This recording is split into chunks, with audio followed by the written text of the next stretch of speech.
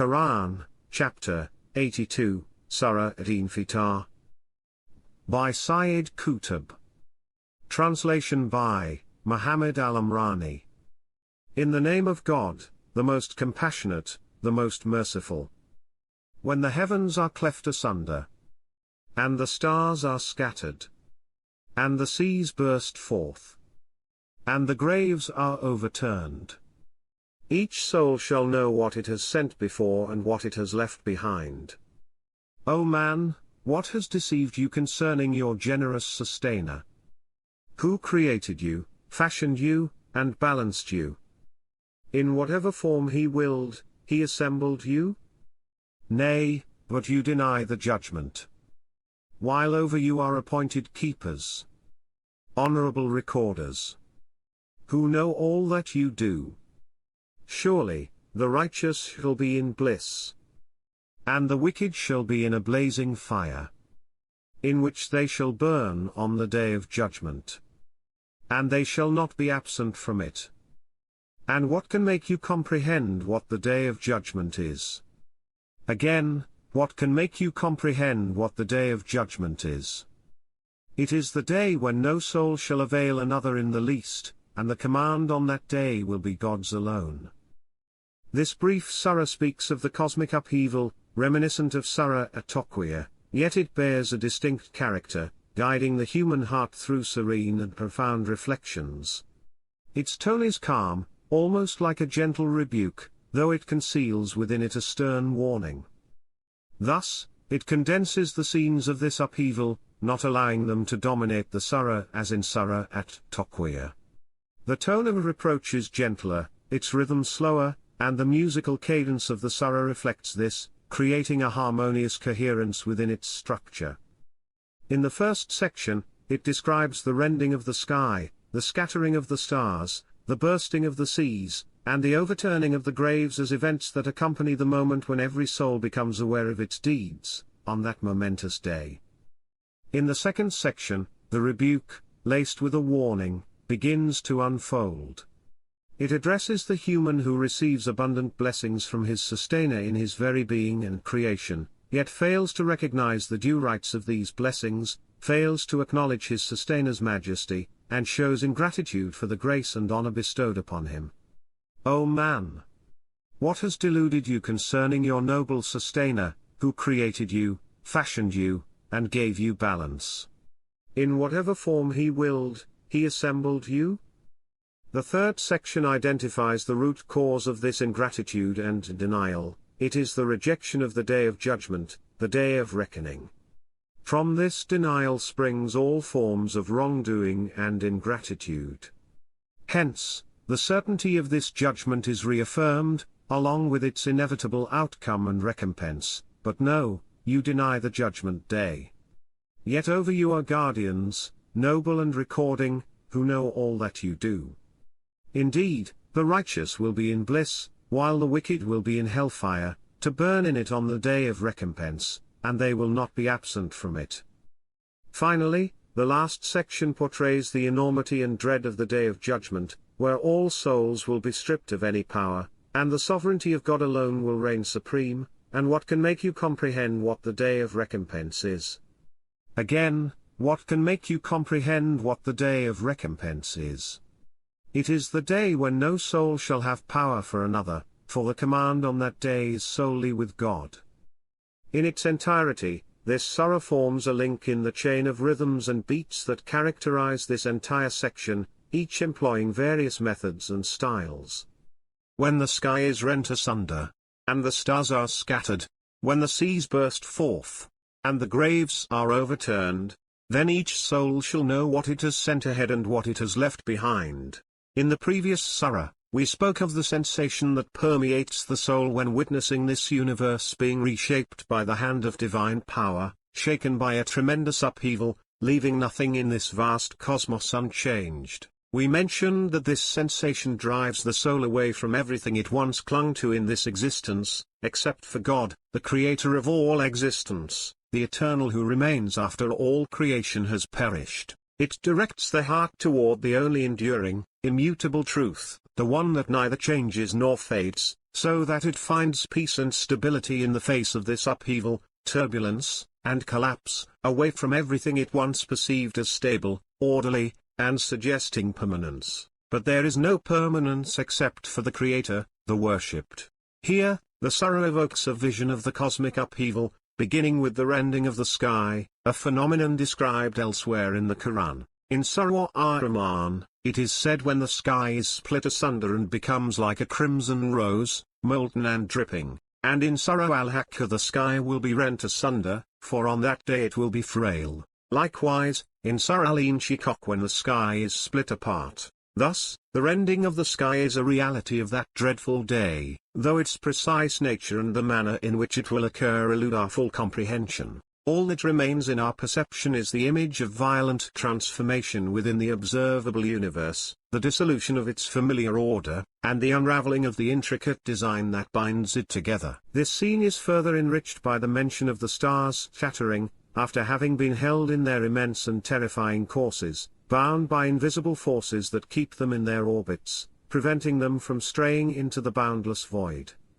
Should they scatter, as they will when their time comes, and break free from the unseen bonds that hold them, they would be dispersed into the vastness of space, much like particles loosed from their constraints.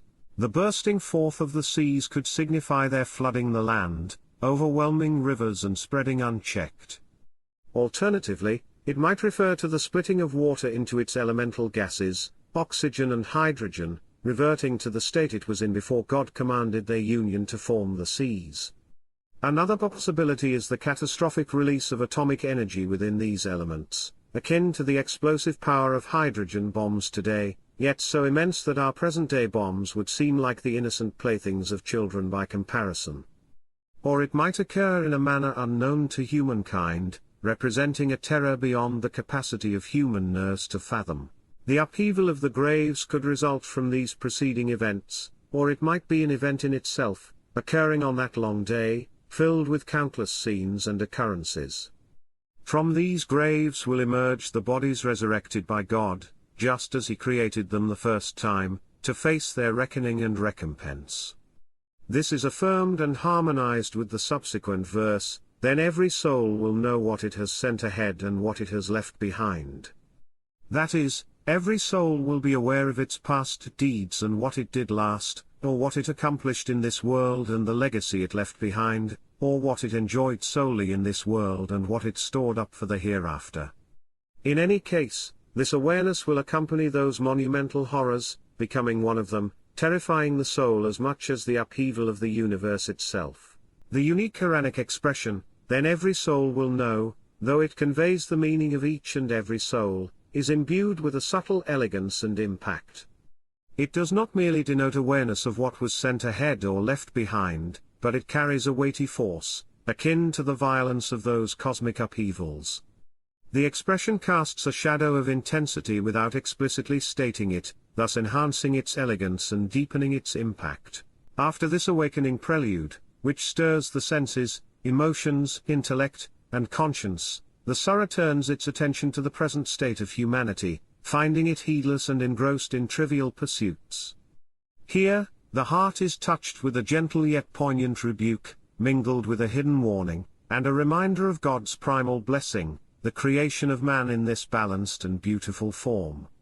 Though the Creator had the power to shape him in any form his will desired, He chose for him this harmonious and fair appearance. Yet man shows no gratitude, nor does he appreciate the favor bestowed upon him. O humankind! What has beguiled you away from your gracious Sustainer, who created you, fashioned you in due proportion, and gave you a balanced form, shaping you in whatever form He willed? This address, O humankind, calls forth the noblest aspect of your being, your humanity, which elevates you above all other creatures and exalts you to the highest station, a reflection of God's boundless grace and generosity towards you. Following this sublime address comes a gentle yet profound rebuke: what has beguiled you away from your gracious Sustainer? O humankind, your Sustainer, who has bestowed upon you the gift of your noble and conscious humanity, what has led you to neglect His right, to disregard His command, and to show ingratitude toward Him? He is your gracious Sustainer, who has showered you with his boundless mercy, part of which is your very humanity, a gift that distinguishes you among all his creation, enabling you to understand what is right and what is wrong in your relationship with him. The verse then elaborates on this divine grace, which was implied in the profound opening address, rich with unspoken meanings. It highlights the act of creation, the perfect fashioning, and the balance that he has bestowed upon you, while he, the Almighty, had the power to shape you in any form he willed. His choice of this balanced and beautiful form for you is solely a manifestation of his generosity, his favor, and his overflowing grace upon this ungrateful, heedless being. O humankind, what has beguiled you away from your gracious sustainer, who created you, fashioned you in due proportion, and gave you a balanced form? This is a call that shakes every fiber of a person's being when their humanity is awakened, reaching deep into the heart, as their gracious sustainer addresses them with this noble rebuke, reminding them of his immeasurable kindness, even as they remain lost in negligence, displaying poor manners toward their Creator, who made them, fashioned them, and balanced them. The creation of humankind in this beautiful, balanced, and harmonious form, perfect in both shape and function, is something worthy of deep reflection, profound gratitude, utmost reverence, and love for their gracious sustainer, who honored them with this form, purely out of his grace and care. For he had the power to create them in any form he willed, yet he chose for them this balanced, beautiful form. Indeed, the human being is a creature of exquisite design, perfectly formed, with a harmonious balance in every aspect of their creation. The wonders of this creation far surpass human comprehension, and are more marvelous than anything else observed in the world. This beauty, harmony, and balance are evident in the physical composition, intellectual structure, and spiritual essence of humankind, all of which coalesce in a unified and graceful whole. There are entire volumes dedicated to describing the perfection, precision, and intricate design of the human body. While this is not the place for a comprehensive exposition, let us briefly touch upon some of these marvels. The major systems that compose the human body, the skeletal system, muscular system, integumentary system, digestive system, circulatory system, respiratory system, reproductive system, lymphatic system, nervous system, urinary system, and the sensory systems of taste, smell, hearing, and sight, each one is a wonder far surpassing all the technological marvels that leave humankind in awe.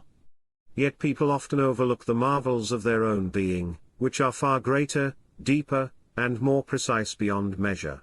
As noted in Scientific American, the human hand is among the foremost of natural wonders. It is exceedingly difficult, indeed impossible, to design a machine that matches the simplicity, capability, and adaptability of the human hand. When you wish to read a book, you reach for it with your hand, which then automatically adjusts it to the optimal position for reading. This same hand is capable of turning the pages, with fingers that apply just the right amount of pressure to flip the page, and then release the pressure as the page is turned. The hand grips a pen and writes with it, operates all sorts of tools, from a spoon to a knife to a typewriter, opens and closes windows, and carries everything a person needs. The human hand comprises 27 bones and 19 muscle groups, each serving its own purpose. Part of the human ear, the middle ear, is a delicate, intricate series of nearly 4,000 arches, meticulously graduated in size and shape, resembling a finely tuned musical instrument. These arches are designed in such a way that they capture and transmit, in a manner beyond our full understanding, every sound and noise to the brain, from the roar of thunder to the rustle of leaves. Imagine, if you will, the harmonious blend of all musical instruments in an orchestra, each contributing to a unified symphony of sound. Consider also the marvel of sight, the eye, which contains 130 million light receptors, the nerve endings that allow us to perceive the world. Protected by the eyelid, with its delicate lashes, the eye is shielded day and night, safeguarded from dust, particles, and foreign objects. The automatic movement of the eyelid not only protects the eye but also softens the harsh rays of the sun, casting a gentle shadow over the eye. This blinking action, in addition to providing protection, prevents the eye from drying out. And the fluid that surrounds the eye, known as tears, serves as a powerful antiseptic, cleansing the eye and keeping it safe. The sense of taste is governed by the tongue, which houses clusters of taste cells within the papillae of its mucous membrane. These papillae come in various shapes, filiform, fungiform, and lentiform, and are connected to the brain by branches of the glossopharyngeal nerve, and the gustatory nerve. When we eat, the taste nerves are stimulated, sending signals to the brain. This remarkable system is situated at the entrance of the mouth, allowing a person to expel anything perceived as harmful. Through this system, we experience bitterness and sweetness, coolness and warmth, sourness and saltiness, spiciness and more. The tongue contains 9,000 tiny taste buds, each connected to the brain by multiple nerves. How many nerves are there? What is their size? And how do they work individually and collectively to create the sensation of taste in the brain? The nervous system, which exercises complete control over the body, is composed of fine nerve fibers that traverse every part of the body. These fibers connect with larger ones, all of which are linked to the central nervous system. When any part of the body is stimulated, whether by a slight change in ambient temperature or otherwise, these nerve fibers transmit the sensation to various centers throughout the body, ultimately relaying it to the brain, where it is processed and responded to. The speed at which signals and stimuli travel through the nerves is 100 meters per second. Now, let us consider digestion as if it were a process within a chemical laboratory, and the food we consume as raw materials. This perspective reveals the astonishing nature of digestion, which is capable of breaking down almost everything we eat, except the stomach itself. We introduce various types of food into this laboratory, with no thought for the laboratory's mechanisms or how the chemistry of digestion will process them.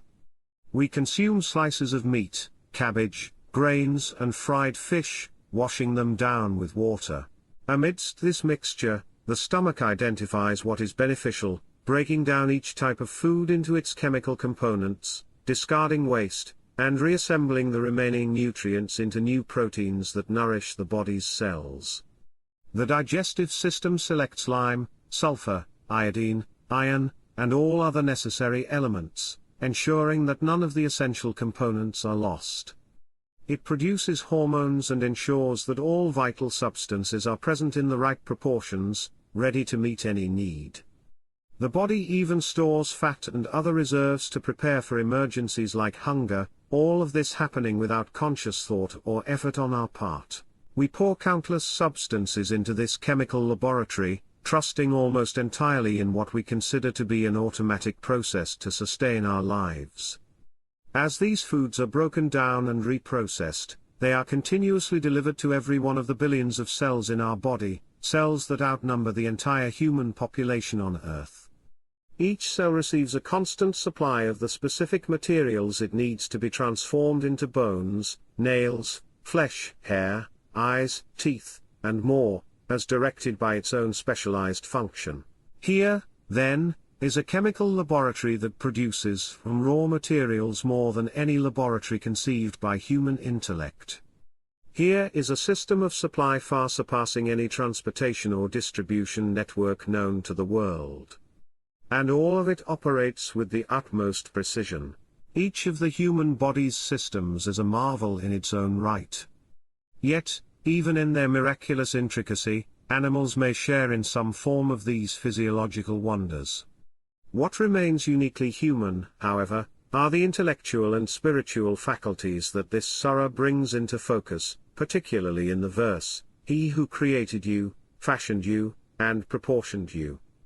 After calling out, "O human being," this unique intellectual awareness, how mysterious it is, for the mind is the instrument by which we grasp all things, yet the mind cannot fully grasp itself, nor can it comprehend the essence of its own comprehension. Consider the perceptions we receive, all assumed to reach the brain through the delicate nervous system, but where are they stored? If the brain were like a recording tape, a person over a 60-year lifespan would need billions of meters of tape to capture the vast array of images, words, meanings, emotions, and sensations, so that they might recall them decades later, as they indeed do.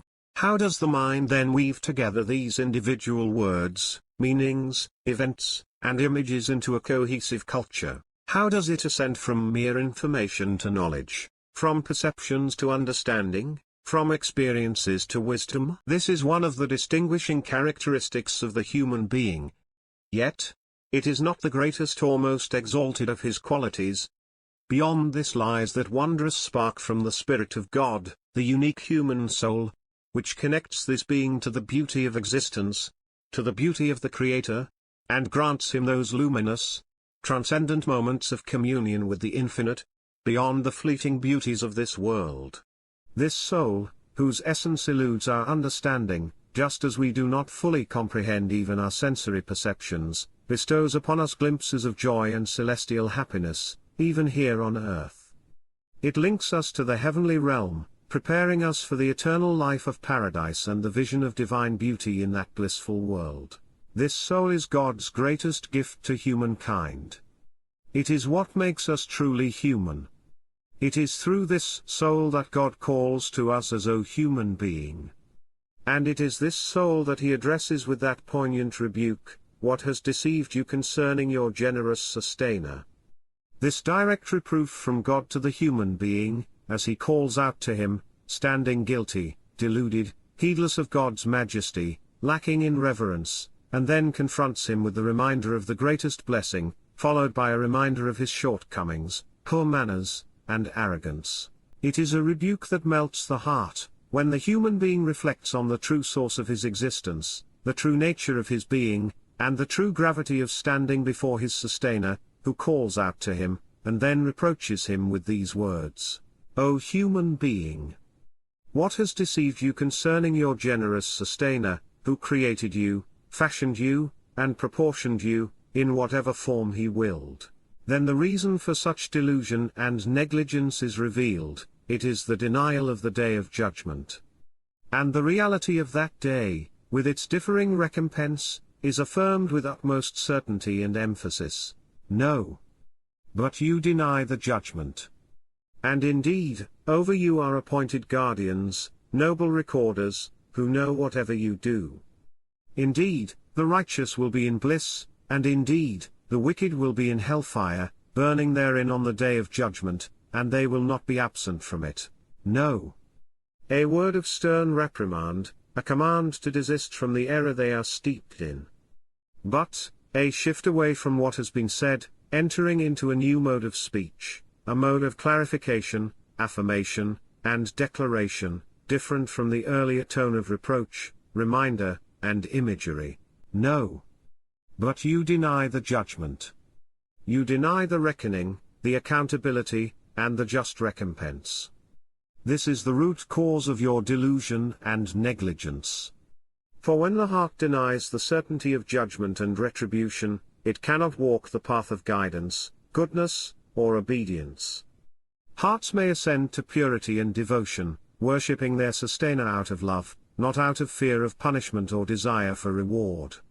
Yet, even these pure hearts believe in the day of judgment, they hold it in awe, and they yearn for it, to meet the sustainer they love, to whom they long to return.